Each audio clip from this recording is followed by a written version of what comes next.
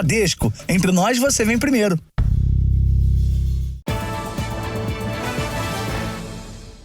Olá, boa noite. Boa noite. Um levantamento feito pelo Jornal da Record mostra que o crime conhecido como saidinha de banco segue fazendo vítimas, principalmente entre pessoas idosas. Na zona leste de São Paulo, uma senhora foi arrastada e teve uma das pernas quebradas por um assaltante logo após fazer um saque. Depois de sacar R$ 500 numa agência bancária, a dona de casa, de 62 anos, é seguida pela rua onde mora, na zona leste de São Paulo. Com o rosto coberto por uma máscara e armado com um estilete, o assaltante faz ameaças e puxa com força a bolsa da vítima. Ela resiste, tenta impedir o roubo, até ser derrubada no chão. A idosa continua a ser agredida.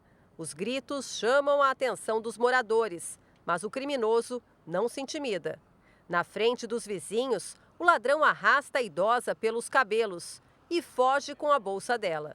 O cara levou R$ 500 dela, ela só gemia de dor. A dor era multa. Segundo a Secretaria da Segurança Pública, a delegacia da região está empenhada em identificar o criminoso. Este parente da vítima, que prefere não se identificar, diz que com a queda a senhora fraturou o fêmur. Está esperando para ser operada. Quebrou o fêmur dela. Está esperando uma vaga, né? Quando vai ter essa vaga aí, não sei, né? Mesmo com a popularização do Pix, muita gente ainda tem o hábito de fazer saques em caixas eletrônicos. A saidinha de banco é um crime que costuma ter idosos entre as principais vítimas. Um levantamento do Jornal da Record, com base na Lei de Acesso à Informação, revela que em 16% dos casos, os assaltantes roubam também os celulares das vítimas e muitas vezes ainda têm acesso aos aplicativos delas. No fim do mês passado, no Rio de Janeiro, a polícia desarticulou uma quadrilha que usava uniformes de garis para atacar as pessoas em agências bancárias. Segundo este especialista, substituir os saques em dinheiro por transferências digitais é a melhor maneira para se prevenir desse tipo de crime. O crime é um negócio, o crime é racional. Então, onde há vítimas vulneráveis, onde há oportunidade, há infratores motivados para cometer crimes. A gente fica assustado, né? A gente é pobre. Se levar R$ 100 é complicado. 2 pessoas foram presas hoje em São Paulo, suspeitas de levarem dinheiro da maior facção criminosa do país. De acordo com o Ministério Público, foram movimentados mais de R$ 100 milhões nos últimos 3 anos.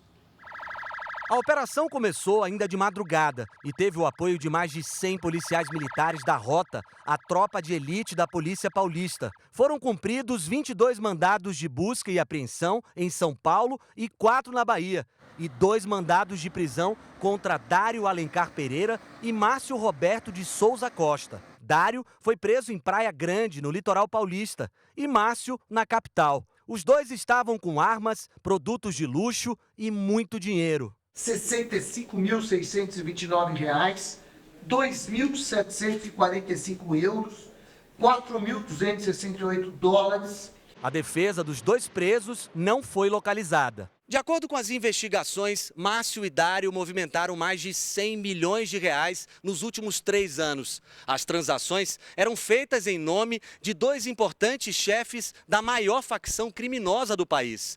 Tudo com rigoroso controle em planilhas financeiras. Os valores, segundo os promotores, vinham principalmente do tráfico de drogas. A arrecadação dessa organização é muito maior que isso. A gente tem que calcular em torno de R$ 1 bilhão por ano. As investigações apontam que os chefes do PCC são Marcos Roberto de Almeida, o Tuta, e Odair Lopes Mazzi Júnior, o Dezinho. Tuta está foragido. Ele foi expulso da facção por suspeita de desvio de dinheiro. Dezinho foi preso em julho deste ano em um resort de luxo na Praia dos Carneiros, no litoral pernambucano.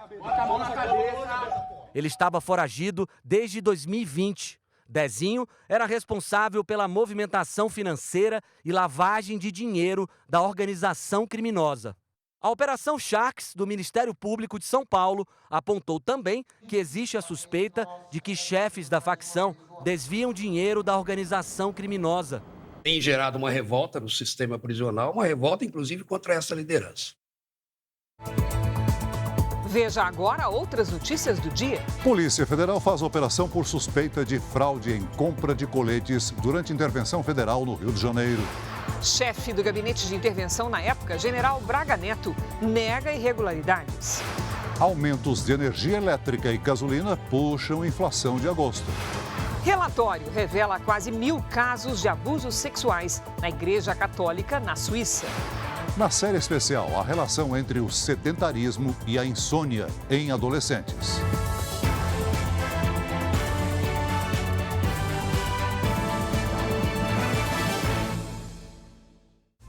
Oferecimento Consórcio Bradesco. Conquiste sua casa nova sem juros e sem entrada. Só este ano, a Guarda Metropolitana de Goiânia apreendeu mais de 1.600 quilômetros de linhas com cerol. Soltar pipa ou papagaio com linhas cortantes é proibido no país. Mas a prática continua e gerou mais uma vítima em Goiás. O vídeo mostra o homem no asfalto sendo socorrido pelo SAMU. O rapaz, de 28 anos, andava de moto quando foi atingido no pescoço por uma linha com cerol. Ele foi socorrido e está internado na UTI deste hospital em Aparecida de Goiânia. Se o atendimento ali não tivesse sido muito rápido, ele poderia ter morrido. Esse material é um material muito perigoso e os tipos de lesões que eles provocam são sempre muito graves. Não existem estatísticas oficiais no Brasil sobre acidentes envolvendo linhas cortantes, mas estimativas apontam que todos os anos, pelo menos 500 motociclistas são feridos por linhas com cerol. Em metade dos casos, os ferimentos provocados são graves e causam mutilação. Animais também sofrem acidentes com linhas com cerol. No mês passado, bombeiros resgataram em Goiânia uma coruja que tinha sido ferida na asa por uma linha cortante. Ela foi levada para o Centro de Triagem de Animais Silvestres do IBAMA. Só neste ano, a Guarda Civil Metropolitana da cidade já apreendeu 3.600 latas de linha com cerol. São mais de 1.600.000 metros de linhas cortantes, praticamente a distância entre Goiânia e Salvador. Eles agem muito na clandestinidade, em locais mais isolados da capital, mas que passam pessoas também que podem ser vítimas fatais. A polícia investiga se milicianos estão por trás de um ataque a tiros contra um depósito de botijões de gás no Rio de Janeiro. A suspeita é de retaliação ao proprietário. Mesmo coagido, ele afirma que se negou a aumentar o preço do botijão. Foram mais de 30 tiros. As marcas ficaram na fachada do depósito. O ataque foi registrado pelas câmeras de segurança. Os criminosos chegam, descem do carro e atiram. Por sorte, não houve explosão ou vazamento e ninguém ficou ferido. O dono do estabelecimento, que tem medo de mostrar o rosto, diz que foi ameaçado por milicianos que teriam ordenado o aumento do preço do botijão de gás para R$ 100, 20 a mais do valor praticado. Eu continuei vendendo o mesmo preço porque eu sou legalizado. Aí eles vieram mesmo depois de 3 dias e me atraiaram aqui. O proprietário afirma também que essas imagens são do carro usado pelos milicianos no dia das ameaças. A Polícia Civil analisa os vídeos para tentar identificar os criminosos. Testemunhas também serão ouvidas. O ataque aconteceu neste depósito, que fica aqui em Campo Grande, na zona oeste do Rio. Uma das hipóteses investigadas é que os disparos tenham sido feitos por milicianos de Nova Iguaçu, na Baixada Fluminense. A cidade fica a 40 quilômetros de distância, mas moradores de lá estavam buscando botijões aqui por causa do valor mais em conta. A intenção dos criminosos seria igualar o preço para acabar com a concorrência. Claro que eu tenho medo, mas eu trabalho nisso há 20 anos, vivo disso. Chega a 2.901 o número de mortos pelo terremoto que atingiu a região de Marrakech na última sexta-feira, no Marrocos. Autoridades calculam que a contagem pode aumentar à medida que o resgate chega a regiões mais remotas e de difícil acesso. Mais de 5.500 pessoas ficaram feridas. Veja na reportagem dos enviados especiais Denise Odorice e Ricardo Voloquita. Um Onde o acesso por via terrestre é difícil, helicópteros militares levam ajuda humanitária e socorro médico.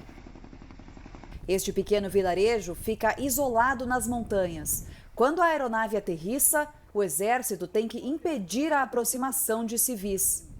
Esse helicóptero que chegou aqui vazio agora vai fazer uma missão muito importante, que é levar aquela pessoa ferida para uma cidade maior, onde ela vai receber atendimento médico. Cerca de 2.000 pessoas moravam aqui.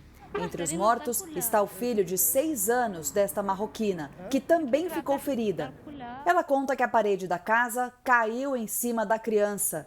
A mãe, o pai e o filho mais velho conseguiram se salvar.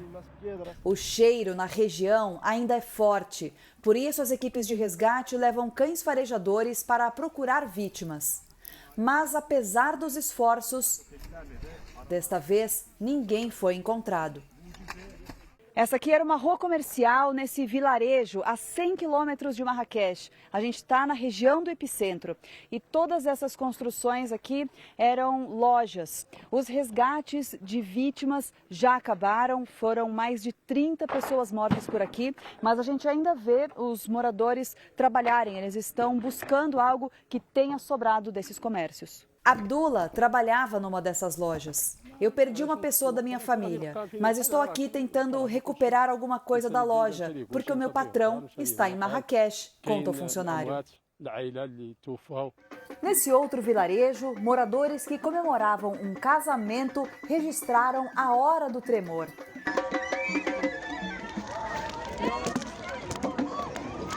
Como a festa era a céu aberto, aqui não houve mortos. Quase 4 dias depois do terremoto, pedras ainda deslizam das montanhas e bloqueiam as estradas na região.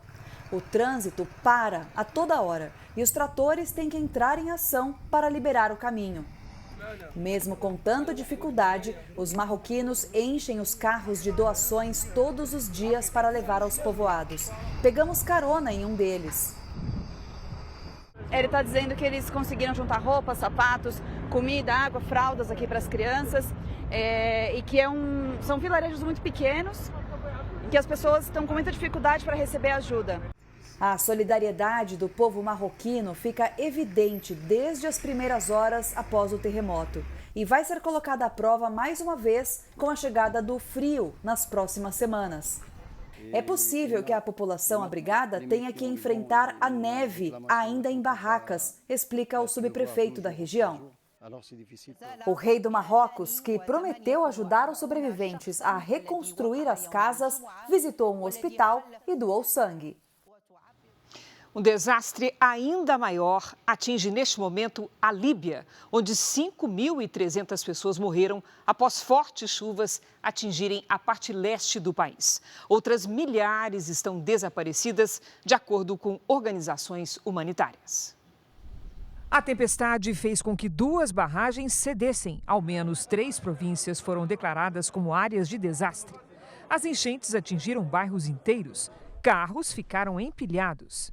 A Líbia enfrenta uma crise que dividiu o país em 2 depois que o ditador Muammar Gaddafi foi derrubado do poder e morto em 2011. A região afetada pelas fortes chuvas é controlada pelo Exército Nacional da Líbia, um governo paralelo que pede ajuda de outros países para buscas e resgates. A comunidade internacional não reconhece o grupo como autoridade do país. O governo brasileiro expressou solidariedade às famílias das vítimas. De volta ao Brasil, o presidente Lula se reuniu hoje com o vice-presidente Geraldo Alckmin e ministros para discutir medidas para ajudar os prejudicados pelo ciclone no Rio Grande do Sul. Depois da reunião, o Lula anunciou a concessão de empréstimo do BNDES no valor de R$1 bilhão para ajudar na reconstrução das cidades gaúchas. O presidente despachou ao longo do dia no Palácio da Alvorada. Lula recebeu o vice Geraldo Alckmin e mais 13 ministros para tratar da tragédia no Rio Grande do Sul. Nós tomamos uma decisão agora de fazer uma concessão de empréstimo do BNDES de R$1 bilhão para ajudar a recuperar a economia de todas as cidades e, ao mesmo tempo, a liberação de 600 milhões do Fundo de Garantia para atender 354 mil trabalhadores que têm fundo de garantia. O ministro das Relações Institucionais, Alexandre Padilha, esteve com Lula mais cedo e anunciou que o governo quer antecipar parte da compensação para estados e municípios por perdas de arrecadação, com a redução de impostos. No ano passado, o então presidente Jair Bolsonaro sancionou uma lei que fixou um teto na cobrança de tributos estaduais sobre itens como combustíveis, energia elétrica, comunicações e transporte coletivo. Por isso, a União terá que compensar governadores e prefeitos em aproximadamente 27 bilhões de reais até 2026. A antecipação ainda precisa ser aprovada pelo Congresso Nacional. O presidente nos autorizou de discutir com o relator para incluir no relatório uma antecipação dessa compensação de 2024 para compensar já nesse ano, o que significa 10 bilhões de reais de compensação do ICMS. Como isso, cerca de 25% vai para os municípios, que é o valor que vai para os municípios, e significa uma compensação de 2,5 bi a mais para os municípios brasileiros, com essa medida de compensação. O governo também quer compensar as prefeituras pela queda nos repasses do Fundo de Participação dos Municípios. Com a redução na arrecadação de impostos, os repasses feitos pela União também diminuíram. O auxílio, que ainda precisa de aprovação no Congresso, gira em torno de 2 bilhões e 300 milhões de reais. Na próxima sexta-feira, Lula viaja para Cuba e depois para os Estados Unidos, onde irá participar da Assembleia Geral das Nações Unidas. Antes disso, os novos ministros do governo tomam posse. André Fufuca, do Ministério do Esporte, e Silvio Costa Filho, do Ministério de Portos e Aeroportos, devem assumir o controle das pastas amanhã. O Ministério de Micro e Pequenas Empresas, que ficará com Márcio França, ainda depende de uma medida provisória para ser criado. O presidente Lula vai se reunir nos próximos dias com os possíveis sucessores de Augusto Aras na Procuradoria-Geral da República. A indicação pode sair até quinta-feira, antes do presidente viajar para Cuba e para os Estados Unidos. Augusto Aras fica à frente do Ministério Público Federal até 26 de setembro. O presidente Lula dizia nos bastidores que não havia pressa para anunciar o substituto, mas tem sido aconselhado por aliados a não deixar a Procuradoria-Geral da República com um procurador interino. Aliados de Lula destacam que a atual presidente do Supremo Tribunal Federal, ministra Rosa Weber, se aposenta na mesma semana em que Aras deixa a PGR. Interlocutores do Palácio do Planalto avaliam que são duas indicações muito importantes para serem definidas em um espaço de tempo tão curto. Por isso, o ideal seria evitar que uma indicação atropele a outra, principalmente no caso do Procurador-Geral, que tem como uma das atribuições do cargo a de pedir a abertura de inquéritos para investigar o presidente da República, ministros, deputados e senadores. Desde que Aras perdeu força para uma possível recondução ao cargo, a balança começou a pesar a favor do atual vice-procurador-geral eleitoral, Paulo Gonet. Responsável pelo parecer que defendeu tornar o ex-presidente Jair Bolsonaro inelegível no Tribunal Superior Eleitoral, Gonet tem a simpatia da maioria dos ministros do Supremo. Gilmar Mendes e Alexandre de Moraes chegaram a defender a indicação dele em conversas com Lula. O subprocurador Antônio Carlos Bigonha também está no páreo. Ele conta com o apoio de auxiliares de Lula no Palácio do Planalto. Outro cotado é o subprocurador Mário Bonsalha. Ele foi o único a fazer parte da lista tríplice elaborada pela Associação Nacional de Procuradores da República. Mas Lula já deixou claro que não tem a intenção de seguir. A expectativa é que o presidente receba os três para conversar até quinta-feira e faça a indicação antes de viajar. O escolhido precisa ser sabatinado pela Comissão de Constituição e Justiça do Senado e depois aprovado pelo plenário da Casa. O mandato é de 2 anos e pode ser prorrogado em caso de recondução pelo presidente da República. A Polícia Federal realizou hoje uma operação contra servidores públicos que participaram da intervenção federal na segurança pública do Rio de Janeiro em 2018. A suspeita é de fraude na compra de coletes à prova de balas. O general Walter Braga Neto, que era o interventor na época, teve o sigilo telefônico quebrado. Ele nega qualquer irregularidade. Os agentes saíram ainda durante a madrugada para cumprir 16 mandados de busca e apreensão. A operação aconteceu no Rio de Janeiro, no Distrito Federal, em São Paulo e Minas Gerais. A ação faz parte de um inquérito que apura supostas irregularidades na compra de 9.360 coletes balísticos para policiais. A aquisição foi encomendada à empresa americana CTU Security pelo Gabinete de Intervenção que assumiu a segurança pública do Rio de Janeiro em 2018. As investigações começaram após autoridades americanas alertarem o governo brasileiro sobre a possibilidade de sobrepreço. O contrato, firmado sem licitação em dezembro de 2018, foi de quase 9 milhões e 500 mil dólares, o equivalente a mais de 40 milhões de reais no câmbio da época. No Brasil, a empresa era representada por um general da reserva. A dispensa da licitação teria acontecido porque os coletes usados na época estavam com o prazo de validade perto do vencimento. Segundo a Polícia Federal, os documentos analisados após o alerta do governo americano indicaram conluio entre fornecedores que tiveram conhecimento prévio da intenção de compra. O sobrepreço passaria de 4 milhões e 600 mil reais. O processo de aquisição foi suspenso na época por suspeitas de irregularidades. O valor que estava reservado foi devolvido ao Tesouro Nacional em abril de 2019.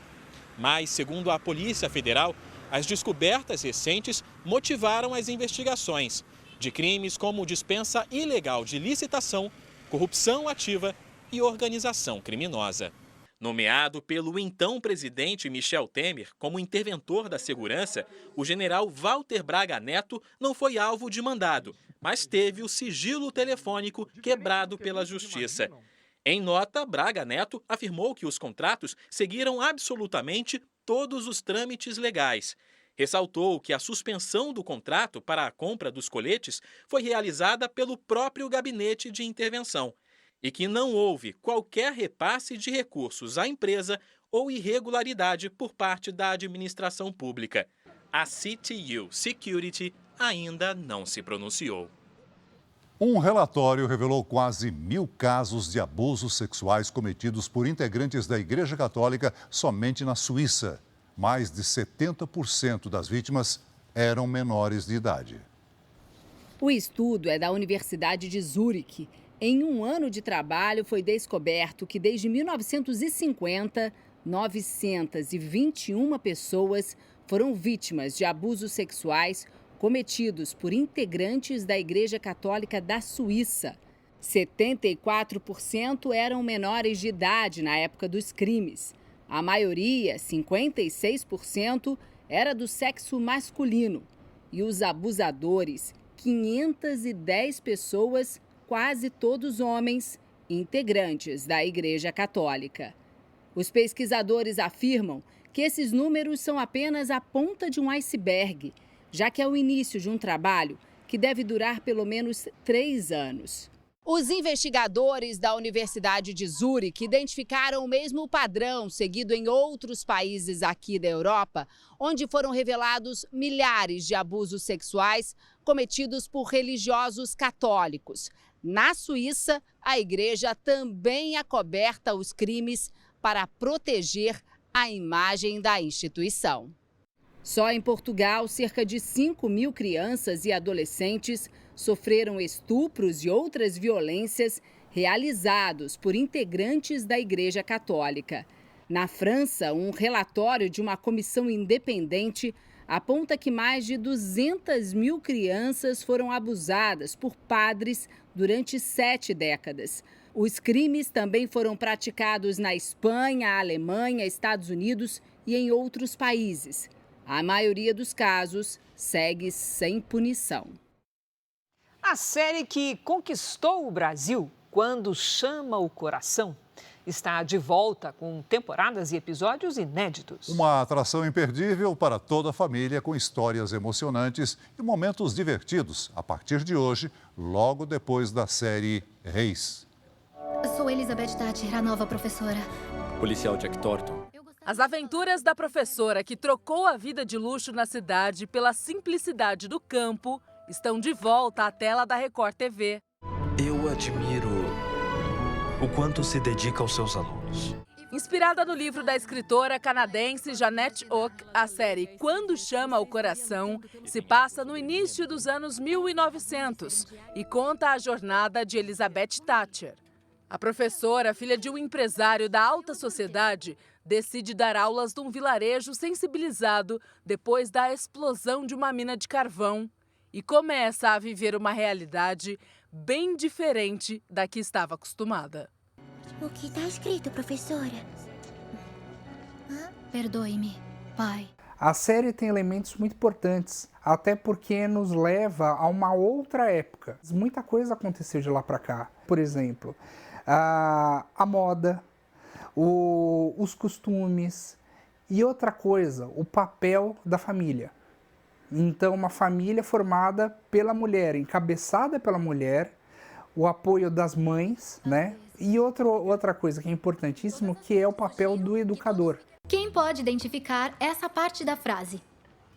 A Tânia é fã de carteirinha, acompanha desde o primeiro episódio e sempre se emociona com a história. É uma série que te deixa tranquila, você vê como que as pessoas se ajudam um ao outro, eu acho muito legal. Além da admiração, ela leva vários ensinamentos da série para outro lugar. A Tânia é professora de geografia no ensino médio nessa escola pública na cidade de São Paulo. E é o amor por ensinar que a conecta com a história da personagem. A dedicação dela ensinando os alunos, que ela tem um amor muito grande pelos alunos. Ela é uma personagem delicada, que procura ajudar os outros, que procura sempre estar com as pessoas. Então ela está sempre pronta para ajudar. Você também não pode perder Quando Chama o Coração, com temporadas e episódios inéditos. A partir de hoje, logo depois da série Reis. Veja a seguir, levantamento da OCDE mostra que Brasil é o país com o terceiro menor investimento em educação. Inflação sobe em agosto, impulsionada pelas altas na energia elétrica e gasolina. Na série especial, como a atividade física ajuda a combater a insônia na adolescência.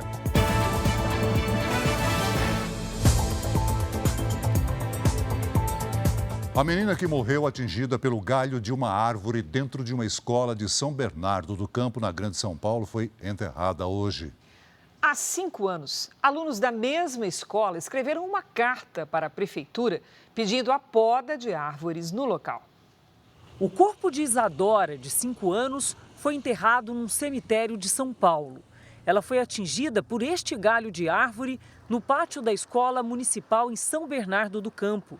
Segundo a investigação, o galho estava encostado em um brinquedo e caiu sobre a criança.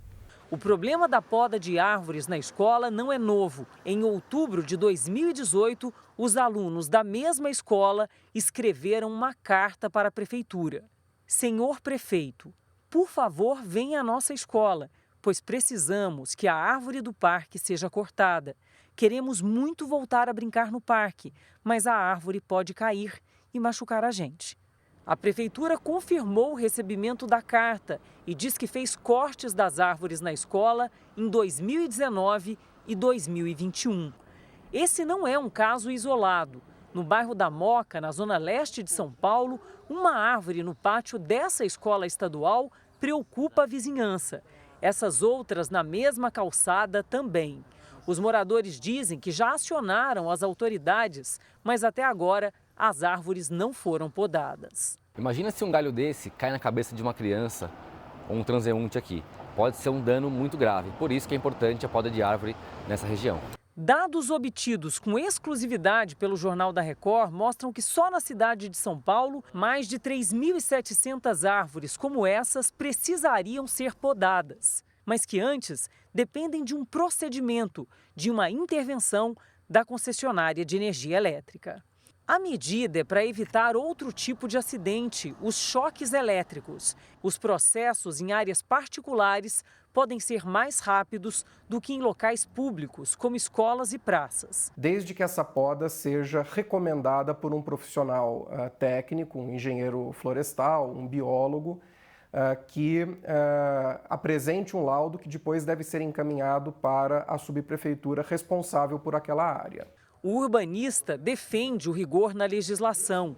Ele diz que na capital há mais de 600 mil árvores, algumas centenárias. Os planos de plantio de novas árvores, eles devem buscar o plantio de espécies que sejam mais adequadas para o habitat urbano. Todos os anos, só a Prefeitura de São Paulo recebe cerca de 50 mil novos pedidos para podas e cortes de árvores. Em situações emergenciais, o Corpo de Bombeiros também pode ser acionado.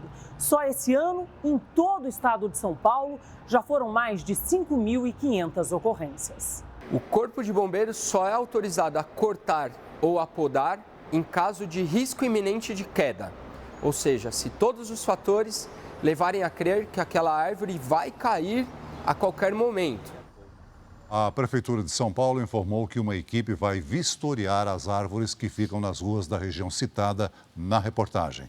A Secretaria Estadual de Educação, responsável pelas árvores da parte interna da escola da Zona Leste da capital paulista, informou que espera o desligamento da energia no local para realizar a poda.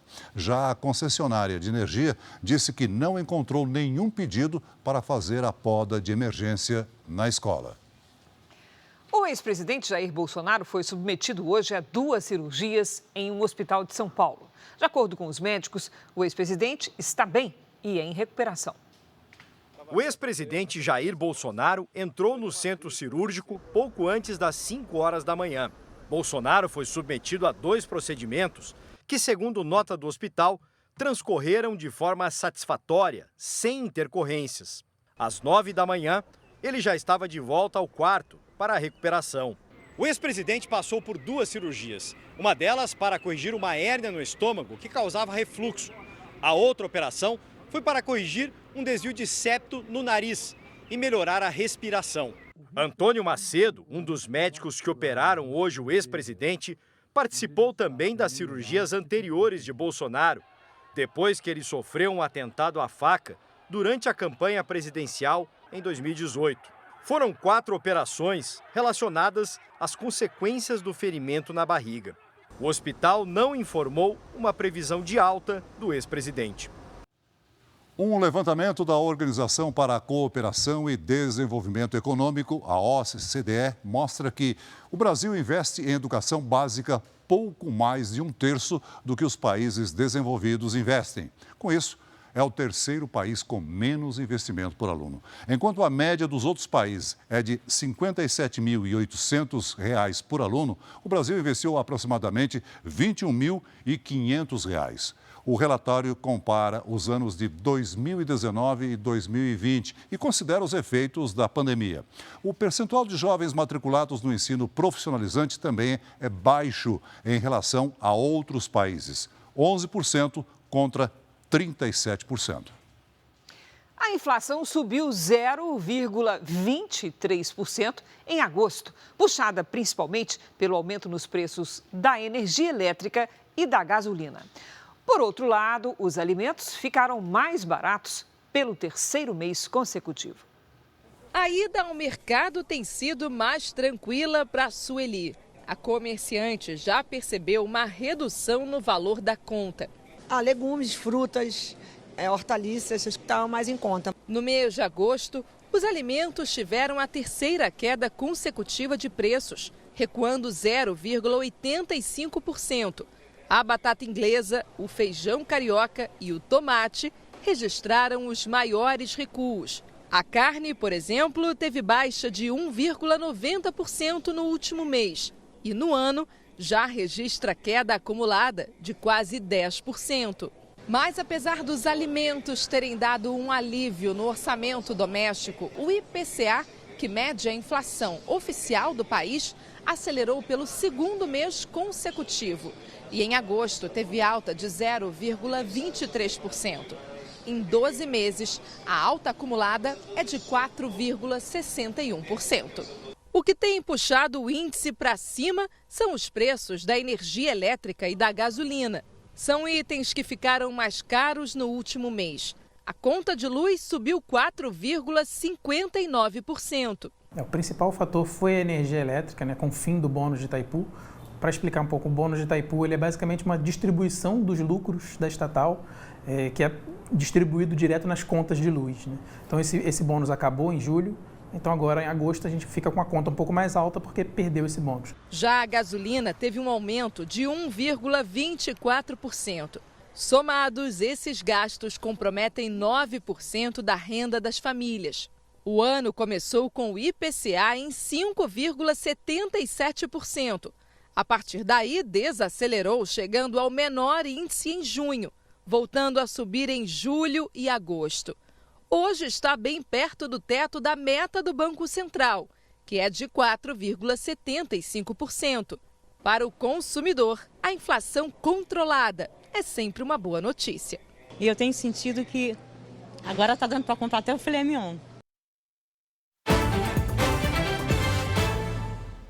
Com o alto endividamento dos brasileiros, o Banco Central estuda a possibilidade de restringir o parcelamento com cartão de crédito. Já está conosco a Patrícia Lages. Oi, Pati, boa noite. Será que esse é o melhor caminho mesmo? Boa noite, Cris. O equilíbrio é a melhor pedida, né? Boa noite, Celso. Boa noite para você de casa. Educação financeira é sempre a melhor saída, mas vamos ver como é que anda aí o conhecimento dos brasileiros. Segundo o SPC Brasil, 1/3 dos usuários não sabe qual é o valor do limite do próprio cartão. 96% desconhecem as taxas de juros, que, aliás, são as mais altas do mundo. E, olha, 93% admitem o risco de gastarem mais do que podem pagar. A falta de conhecimento é que leva ao mau uso e ao endividamento. Sair parcelando tudo não dá certo, né, Paty? Que tipo de parcelamento é menos pior, digamos assim? Pois é, Cris, tem que dar uma segurada, né? Olha, uma dica é saber diferenciar os tipos de gastos. Boa parte das compras parceladas são para o que a gente chama de despesas de consumo imediato, ou seja, que não têm um valor agregado e que muitas vezes nem são necessárias. Olha, 48% dos parcelamentos são para compra de roupas e 44% para calçados. Também são parcelados gastos com restaurantes e até com passeios. Agora, tantas prestações dificultam o controle e aumentam o risco do endividamento. O melhor é usar o parcelamento para as despesas que nós chamamos de estruturantes, ou seja, para compras de coisas de valor agregado, como eletrodomésticos e móveis. Diluir o pagamento de gastos maiores ajuda no equilíbrio financeiro e reduz as chances de ficar com as contas em atraso. E no QR Code que aparece na tela você encontra dicas de como usar bem o seu cartão. Cris, Celso. Valeu, Paty. Veja a seguir, volta a chover forte no Rio Grande do Sul, uma semana depois da passagem do ciclone pelo estado. 123 Milhas comunica que vouchers enviados a clientes que tiveram viagens canceladas só serão aceitos após conclusão do processo de recuperação judicial. As consequências do sedentarismo no sono de crianças e adolescentes. É na série especial.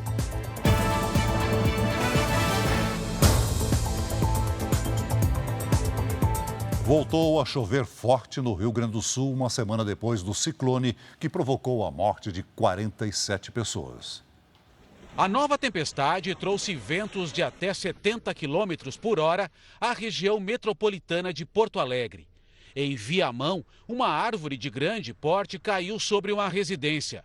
No Aeroporto Internacional Salgado Filho, na capital, pelo menos 16 voos foram cancelados. Cancelaram na última hora e essa é uma baita fila, uma falta de organização. Um alerta de alto volume de chuva foi emitido pelo governo estadual. A maior preocupação das autoridades é com as pessoas que foram atingidas pela passagem do ciclone extratropical na semana passada e que ainda não conseguiram retornar para casa. As chuvas devem continuar na região e colocam em alerta as autoridades. De acordo com o último boletim meteorológico, no Vale do Taquari, que segue em estado de calamidade, os volumes de chuva podem variar entre 100 e 200 milímetros. Além disso, o risco é alto para queda de granizo, descargas elétricas e vento forte. Um novo ciclone que se forma na costa da Argentina Catarina deve intensificar o risco. Embora não vá atingir o Rio Grande do Sul em cheio, esse novo ciclone pode causar reflexos no estado, como ventania e temporais. O estado está com várias regiões com os alertas vigentes da Defesa Civil. A todo momento estamos interagindo com as prefeituras para que tomem conhecimento com bastante antecedência dessa informação, que acionem os seus planos de contingência. O número de pessoas desaparecidas no estado foi atualizado hoje após revisão e buscas da Polícia Civil. Ao todo, 9 pessoas seguem desaparecidas. Com a chegada das novas chuvas, mais de 80 mil gaúchos ficaram sem luz. Na região sul do estado, as aulas foram suspensas. A situação das escolas segue delicada. Segundo a Secretaria da Educação, 110 instituições foram atingidas pelas cheias em 60 municípios. A expectativa do governo é normalizar as atividades até a próxima semana. E com um novo ciclone a caminho, não para de chover no Rio Grande do Sul. Vamos conversar com a Lidiane Sayuri. Oi, Lid, boa noite. A quantidade de água registrada para o estado já ultrapassa a média prevista? Na maior parte dos municípios do Rio Grande do Sul, sim, viu, Cris? Boa noite para você. Celso, muito boa noite a todos. Nestas áreas, em azul escuro aqui do mapa, choveu quase o dobro do volume esperado para setembro. Apenas a região metropolitana de Porto Alegre não atingiu a média ainda. E vem mais chuva na quarta e na quinta-feira. As imagens de satélite mostram nuvens bem carregadas sobre a região sul. Amanhã à noite, outro ciclone extratropical se forma no oceano e deixa em alerta todos os estados da região. No litoral do Rio Grande do Sul, o mar fica agitado. No interior, há risco de enchentes e deslizamentos. Em Santa Catarina e no Paraná, risco de granizo. De São Paulo até o Amapá, tempo firme, quente e seco. Em Florianópolis, tarde com 17 graus. 36 graus vão marcar os termômetros no Rio de Janeiro. Em Cuiabá, 38. Em Maceió faz até 29 e em Manaus, 37. Em São Paulo, a quarta-feira pode ser o dia mais quente do ano com 33 graus. Na quinta, a frente fria avança e muda o tempo, com risco de chuva forte. Tempo Delivery. A Nerinalva e a Cida querem saber quando vai chover em Uberlândia, Minas Gerais. Opa, vamos lá. Oi, Nerinalva. Boa noite, Cida. Aguentem mais um pouquinho que a chuva vem. Quarta de sol com 34 graus. Na quinta faz até 33 e à noite o tempo muda com chuva e alívio no calor. Na sexta, 29. Faça como elas e mande também o seu pedido pelas redes sociais com a hashtag #VocêJR. Cris, Celso. Obrigada, Lidy. Até amanhã, Lidy. Clientes da 123 Milhas se queixam de terem sido lesados 2 vezes. A agência de viagens informou hoje que os vouchers e os créditos enviados como reembolso para quem teve as viagens canceladas só vão poder ser usados após o processo de recuperação judicial ter sido concluído. A viagem para a praia já estava planejada, só faltava a passagem. Para a compra do bilhete, Ana Carolina pretendia usar um crédito que tinha recebido da 123 Milhas, mas não conseguiu. Eu tô me sentindo lesada, né, injustiçada, porque é muito triste você se programar, ter um sonho seu ali interrompido. Nesta terça-feira, a agência enviou um comunicado aos clientes. Disse que os vouchers fornecidos como reembolso para quem teve viagens canceladas só poderão ser usados depois que o processo de recuperação judicial for concluído. Na nota, 123 Milhas diz que está impedida temporariamente, por lei, de realizar pagamentos de qualquer natureza referentes a transações feitas até 29 de agosto de 2023, quando protocolou o pedido de recuperação. Durante 6 meses, contados a partir do momento em que a Justiça aceitou o pedido de recuperação judicial, um perito vai avaliar se a empresa tem condições de se reerguer e voltar ao mercado. Nesse período, a 123 Milhas deve direcionar os recursos para o pagamento de funcionários e impostos. Os clientes, portanto, vão para o fim da fila. Como existe ordem judicial suspendendo o pagamento, a expectativa de recebimento é zero. O consumidor pode ir ao Poder Judiciário, buscar uma sentença para o seu crédito Ok, mas ele precisa ter em mente que se esse plano se transforma em falência, muitas vezes essa sentença vai ser só um pedaço de papel, sem nenhuma condição factível de saldar o débito que a empresa tem para com ele.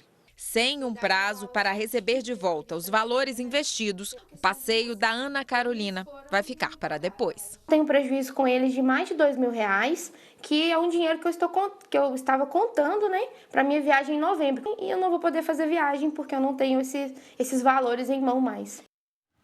Começou hoje nos Estados Unidos o julgamento antitruste contra o Google.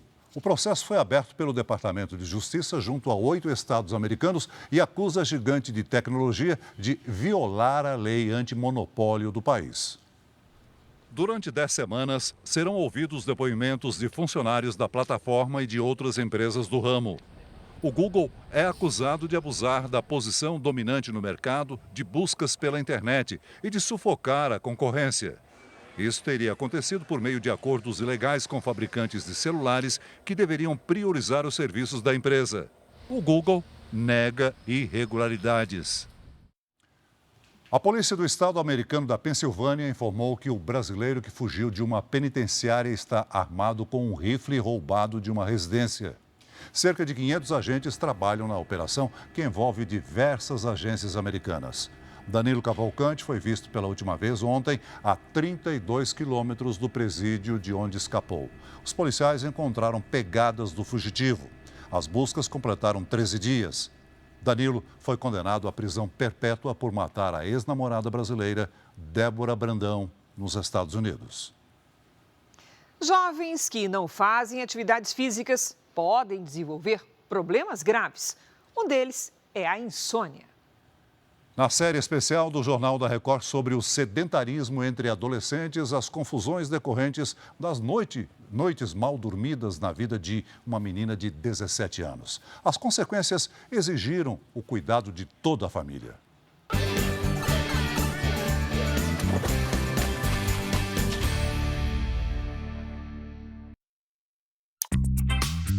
A dança, para postar nas redes sociais, é uma das poucas atividades físicas na rotina da Júlia. Academia eu gosto, mas me dá preguiça.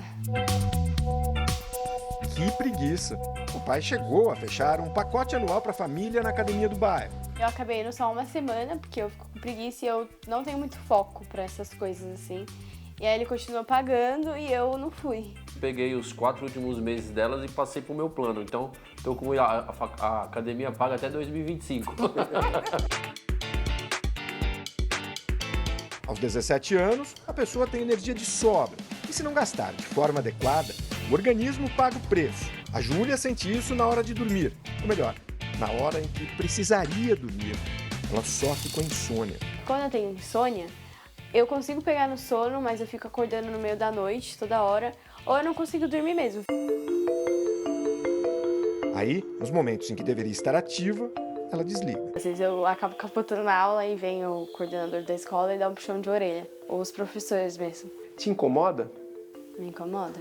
Por quê? Porque você meio que não consegue ter aquela energia que você teria normalmente dormindo às 8 horas que é precisa, né? Então, você fica o tempo inteiro cansado. As noites de insônia geralmente estão ligadas a momentos de ansiedade. E a Júlia já identificou que essas crises começam assim, mexendo no celular. Algo que ela faz o dia inteiro.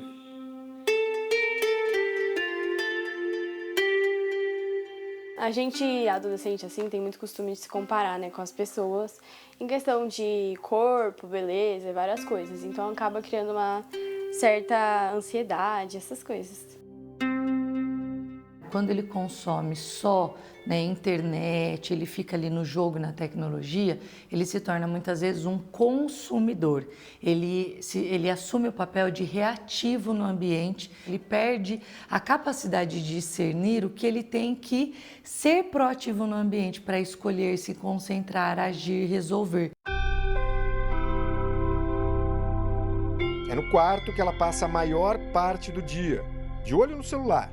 Eu mexo bastante nas redes sociais, posto conteúdos em algumas redes que eu tenho um certo engajamento. Às vezes eu viro e não consigo dormir, e aí eu acabo fugindo pro celular para tentar dormir. Insônia em crianças e adolescentes é muito comum. Telas, acaba sendo, né, o pior fator para alterar o sono de qualquer faixa etária. A tela vai fazer com que atrase o início do sono. Este homem é um dos maiores especialistas na arte de como dormir melhor. Aqui no instituto onde ele trabalha, são realizados, em média, 64 exames por dia. 4 são de crianças. Examinando os pacientes dormindo, com a ajuda de gráficos, é fácil identificar quando o sono é agitado, por exemplo. Aqui ele se mexeu, né? Diversos estudos apontam a importância da atividade física para a qualidade do sono em qualquer idade, principalmente os exercícios aeróbicos. Tem estudos que avaliaram assim. Quem tem bastante atividade física e usa a tela, tem um impacto menor no sono do que quem é completamente sedentário. A Organização Mundial da Saúde recomenda pelo menos 60 minutos por dia de atividades físicas para crianças e adolescentes entre 5 e 17 anos.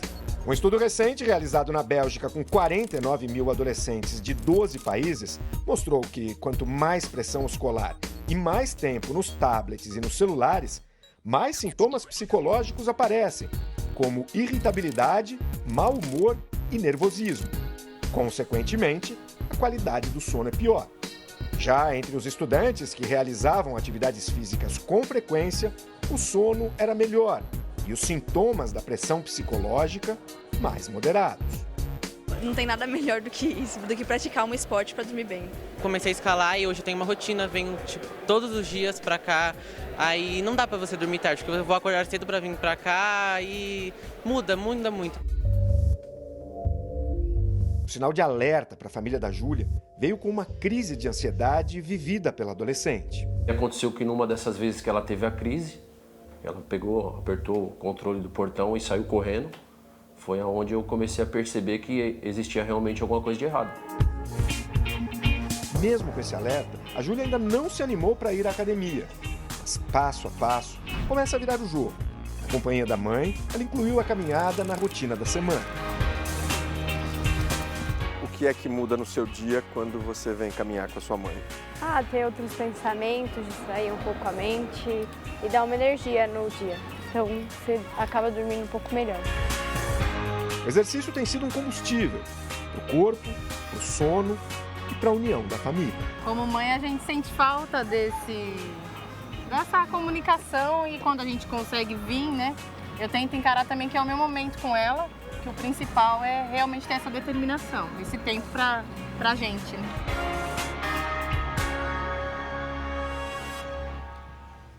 Essa edição termina aqui e à 00:30 tem mais Jornal da Record. Fique agora com Reis. Na sequência, a série de sucesso mundial está de volta. Quando Chama o Coração.